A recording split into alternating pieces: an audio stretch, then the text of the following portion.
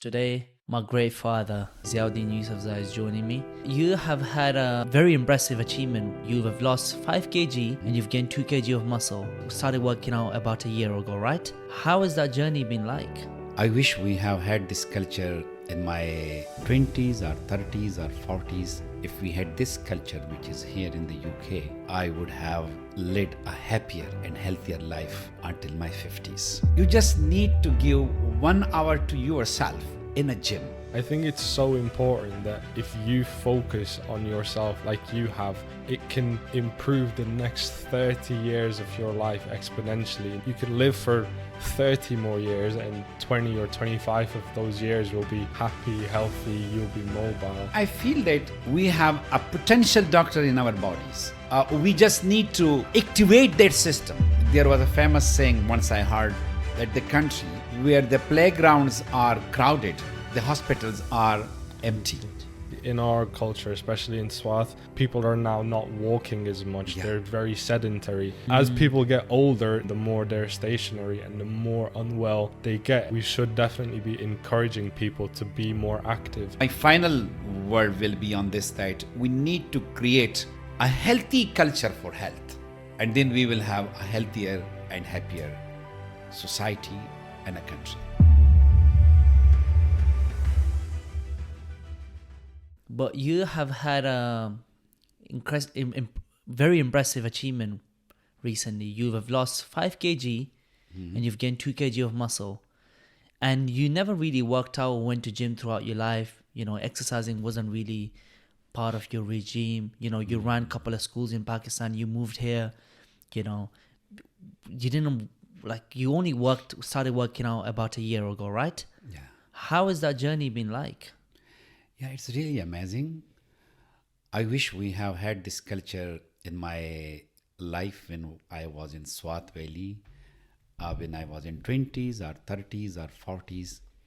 If we had this culture, which is here in the UK, I would have led a happier and healthier life until my 50s. So basically, I started going to gym last year. So for the last 1 year, I am regularly, punctually attending gym. Every second day, I spend 1 hour in gym. And you met my trainer as well. Yes. She is like my teacher and my physical mentor, and her sessions have transformed my body and my life.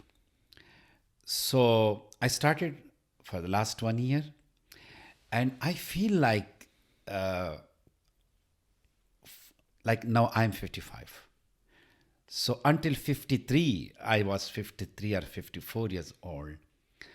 So I had a lot of issues all my life, small and big. Some were kind of psychological issues, like you feel a pain in a part of body, and which is more psychological kind of thing, not really physical. So different issues at different times in my 20s, in my 30s, in my 40s. I had been visiting hospitals a lot, like at least once in a month or at least once in 2 months. I had been visiting doctors. But for the last 1 year, I haven't been to see a doctor. MashaAllah. And I'm so happy for this. I feel that my body was like a violin, like an out of order violin. Discorded. Yes, and it has been tuned. Like all 4 strings have been tuned by these gym sessions. So I feel healthier, I feel happier. And my feeling as a human, my body feeling is as if I'm in 30s. My spiritual feelings, my all kind of feelings are amazing. So I wish, and I'm talking to you guys that it is not for me that like I have achieved something. I'm proud of it, what I have achieved, but sharing with you is important because my friends who are of my age or my contemporaries, I hear from them bad stories about their health. They're not doing well. Some are feeling very old. Some have kind of the beginning of some ailments and diseases, sugar, blood pressure, heart issues, so many other issues. And I want to share my journey of physical health with them to tell them that at least we can live 20 to 25 years more healthy life. If we, just one thing, if we give 1 hour in 48 hours of life to our health. And that is so simple. You don't need to go to any doctor or spend money on food supplements. You just need to give 1 hour to yourself in a gym, in a place where you lift weights and where you do push-ups. And I mean, a trainer can guide you. That is not like a rocket science. So my simple message is that the simple purpose, like the purpose of sharing my views and my journey with you, journey of health and journey of physical training with you, is to share it with my age of people who are not feeling well and who are feeling disappointed and feeling old. I assure them that they will feel young, much younger than they have ever felt in their life if they give 1 hour in 48 hours to their own life and to their body. And I'm telling, somebody may say 1 hour should be in 24 hours, but I'm telling you about my experience. Yeah.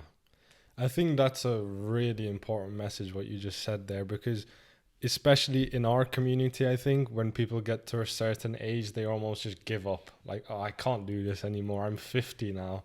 I need to live a relaxed life. But I think it's so important that if you focus on yourself and your health just for a year, like you have, it can improve the next 30 years of your life exponentially. Instead of like, maybe if you don't do this, you'll only live for like 10 more years, and those years you'll be plagued with illnesses. You can live for 30 more years, and 20 or 25 of those years will be happy, healthy, you'll be mobile. So I think sharing this is, it's really important, like you said.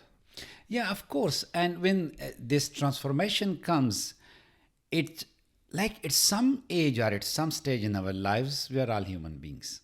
We become burden for ourselves, burden for the family, burden on hospitals, burden for society. So to keep yourself a blessing for your own self, blessing for your family, blessing for your community, this is how that you can keep your health sound, and you can keep yourself fit. Very simple thing. So this is so important that how we can prolong like the longevity of life, and also the longevity of a healthy life is possible only through working on your body by yourself. Not like looking external support from doctors or like from medicine or from taking a lot of different foods which is available in the market. I think that they don't work. So, and sometimes I feel that we all have we have a potential doctor in our bodies. Like our bodies have a mechanism, kind of inbuilt system that they can build themselves, like revitalize and can help themselves. We just need to activate that system, and that system could be activated by going to gym. I'm making it so simple. No, you're right, because the more you work out, right, the less anxious you feel. When you less anxious, less stress, your cortisol levels are low, and when cortisol is high, it weakens your immune system. So what you are saying, it biologically makes sense. And another thing you said that I can totally relate to is that you become a blessing for your family when you work out. One of my biggest concern was like I absolutely love my parents and I want them to live a healthy and a long life. So I used to have these bad existential crises because my mom has gone through a lot of illnesses like osteoporosis. When you get a news like that your mother has osteoporosis in And her lupus 50s. as well, both. Yeah. Yeah. And then you were having health concerns and I saw you go into hospital and I was telling these guys, I'm like, you guys need to hit the gym, honestly, like start eating clean, work out. And over the last 1 year, like the difference I've seen both in you and my and my mother, it's just been it makes me so happy, and it's taken a lot of that anxiety away, that God willing, if you don't have a natural death, like some weird freak death, you guys are going to live a very long and healthy life. And just to see Babi, I call her Babi or sometimes Mama, to see her happy, it just she always used to complain about her back issues, always angry, stressed, and now like you see her happy, and I think that's such a blessing. Yes. Yeah. And your mother, like Torpeka, is so strong. I'm very impressed with the resilience that she has, like getting these two health issues like osteoporosis and lupus. It's a quite big health challenge for an individual, and she's coped with it so bravely. Like she defeated both of the diseases, and now she is taking no medicine at all. So she's very brave. And also, like the credit goes to Khushal as well, because with exercises, like that is the integral part of my transformation, of a change in my health, positive change in my health. But together with that, I should not ignore that as well. That is the intake of your food.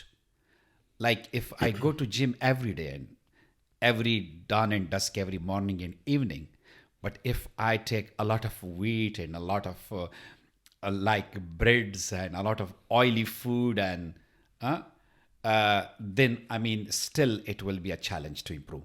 Yeah. So he told us to stop carbs, and now we are taking more kind of vegetables and proteins. So that is also very helpful. You guys have reduced carbs. Yes. But I think carbs are, like I told them that they think that at one point I was a bit extreme with it, where they thought like, like I was like, oh, don't have carbs. Like I got my mom on keto, but later on, like, my mom still eats like a bit of carbs and rice here and there, but they're just sensible with it. I think you touched on it earlier, like your body, if you listen to it, right? Your body is its own doctor. If you listen to that body, that's what Anya also said. Anya Harkin, we just had a podcast with her, and she talked about intuitive eating. So you listen to your body.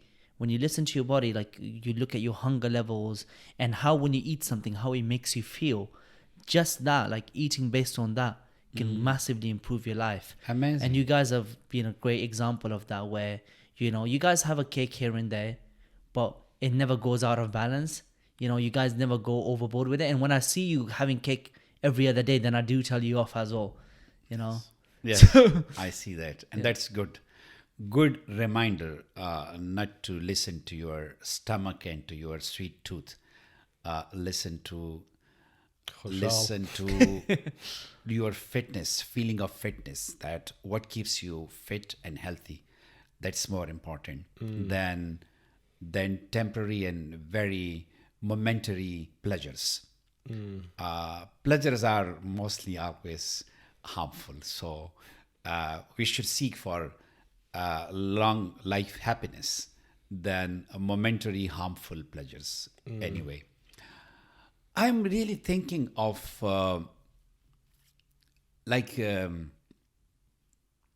usually when I get something positive in my life, I wish everyone should have that as well. And I'm thinking of my community are of our country and our people in Pakistan, especially in the rural areas where there is no availability or nobody talks about health education. And everyone has this, every second person, especially after 50s or 40s even, they have this big file of the prescriptions from different doctors. Yeah. And they go from doctor to doctor. And some says one thing, other doctors say different thing. They have a lot of x-rays and a lot of tests, everything. And then they carry this heavy load of prescriptions, changing every few months, every week sometime, With many side effects. with many harmful, disastrous effects on their health. And nobody, I mean, there is there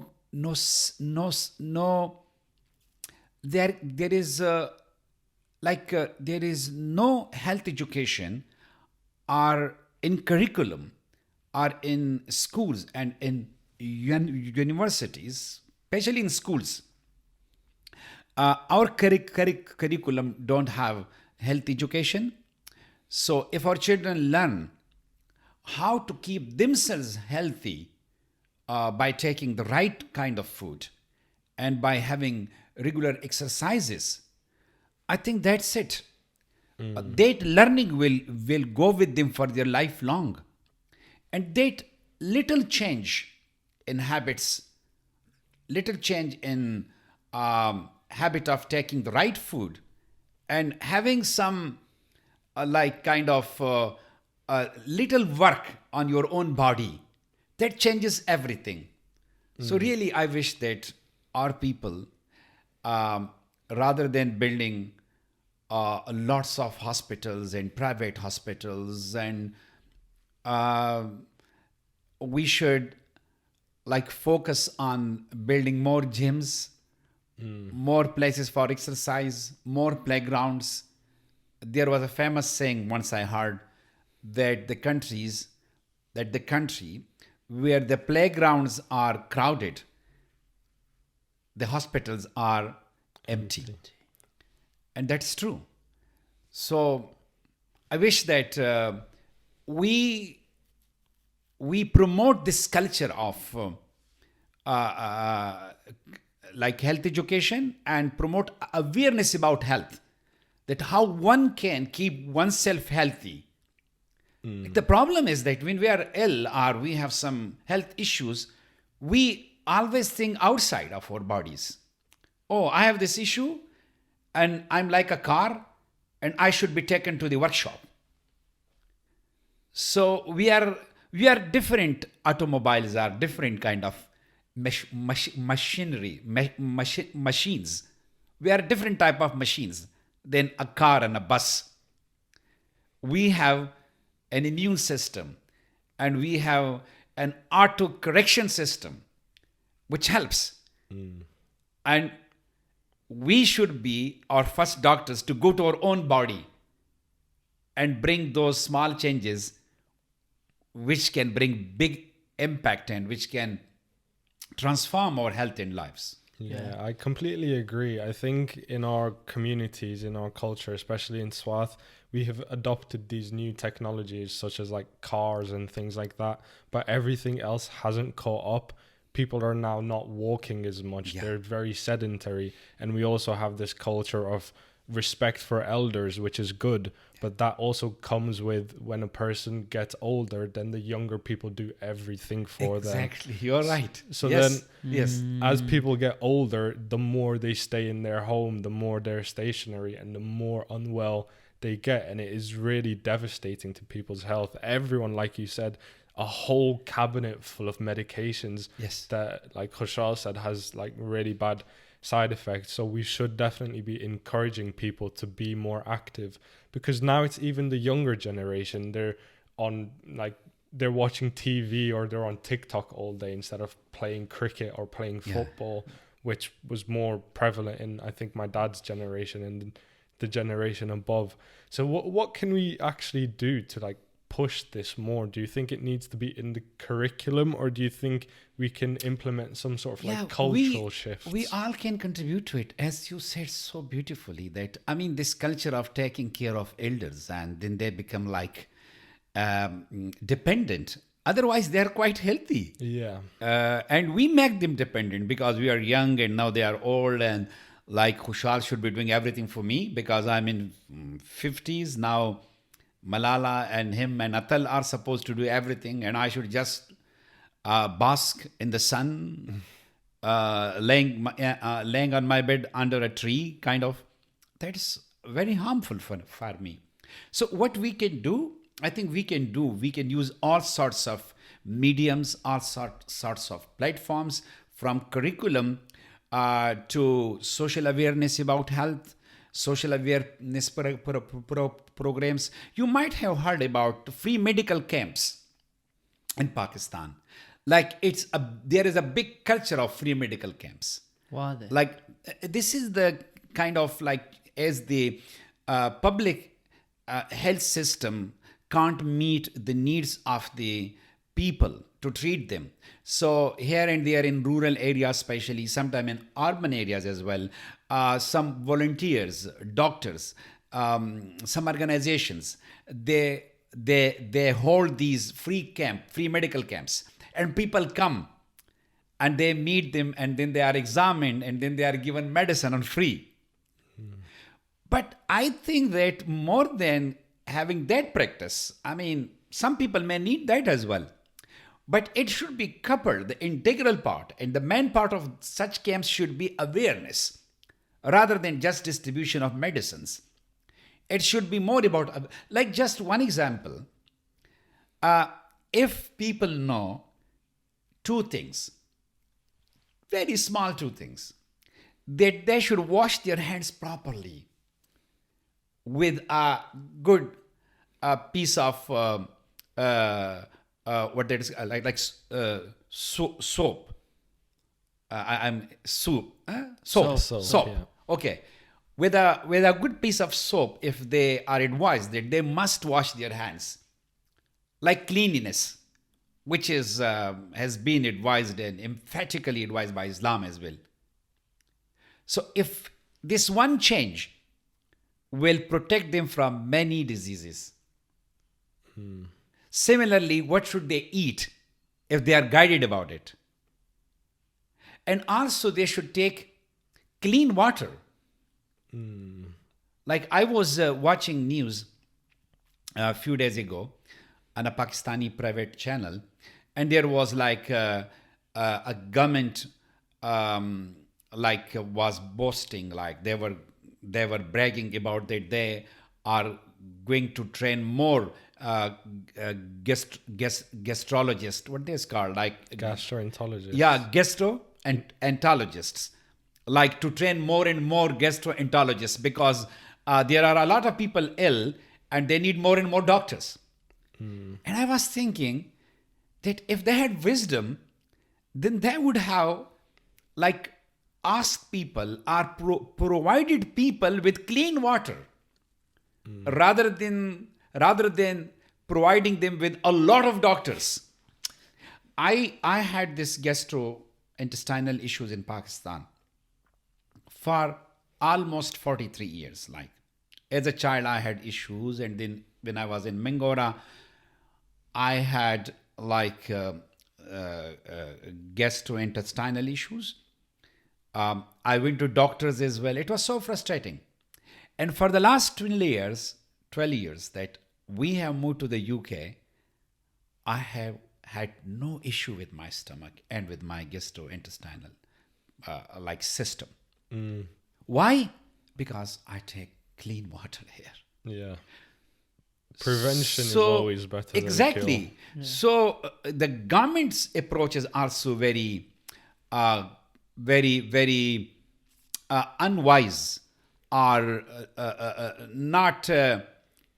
It doesn't get to the root, to the cause. Yeah, exactly. It's just superficial, symptoms. cosmetic. Like they are treating symptoms. Yeah. So rather than providing clean water to every home, to every family, they want to have one doctor for every family. Okay, they are just on medicines for all their life. That is disastrous. Yeah. So I mean, and also we should have programs in media, like in social media. People are already, I think, they are sharing their stories about how to keep oneself fit. That is good. But also there should be more stories and more programs on televisions in Pakistan, like on Pakistan Television Network, and also private channels should come forward and they should introduce health programs for the awareness of health. That will also help a lot. 100%. Like there's this culture of like, you said about people just go doctors and they prescribe them with pills, and people think that they are the good doctors. Yeah. When here the doctors are pretty much like the last resort is to give you antibiotics. Exactly. Because the more antibiotics you take, the more you are the weakens resistance. your immunity. Yeah, the more resistant you build, In the long and run, and then the weaker your immune system becomes. Yeah. So like there is that culture we also need to break and things of that nature. And I don't know if it's unwise or if it's almost exploitative, that instead of the government teaching these, like making these prevention courses and avoiding the problem in first place, educating people on basic diet education and exercise, like basic health education. Yeah. They just, all their energy is going on fixing the causes, fixing the symptom rather than the cause. Exactly. Yeah. Yeah, I think a big issue with Pakistan is that there's so many different problems to fix. I think they don't know what to do. I think only like 20% of the population has access to clean water, Yes. which is Then you can imagine that. Yes. Yeah. If 80% of the population is taking dirty water or contaminated water, so you can think about their health. Yeah, Yes, and I think in obviously. cities like Karachi, there's now mafias over water. I mean, here, that's why I emphasize on awareness, because so many things could be done by individuals, by families, by the people. If government is unable to provide clean water to every home, then at least there should be awareness programs that the people should know that they should boil water, then cool it down, and then drink it. I think that's a really good idea. That is the cheapest and the simplest solution for having clean water, unless we are a developed country and we can provide every home with the facility of clean water. So it will take time, but my final word will be on this, that we need to create a healthy culture for health. And then we will have a healthier and happier society and a country. That's beautifully said. Should we end it there? Yeah. Guys, thank you so We much. don't need to ask you the last question again because we've done that a few Thank you so times much already. for having me. And I have been on this podcast for so many times. It's the hat trick now. It's a hat trick. It's It's a the third hat trick one. now because I'm always available. And I like your podcast. You are doing great job. Thank you. Thank Best you. of luck with all your work. And thank you so much.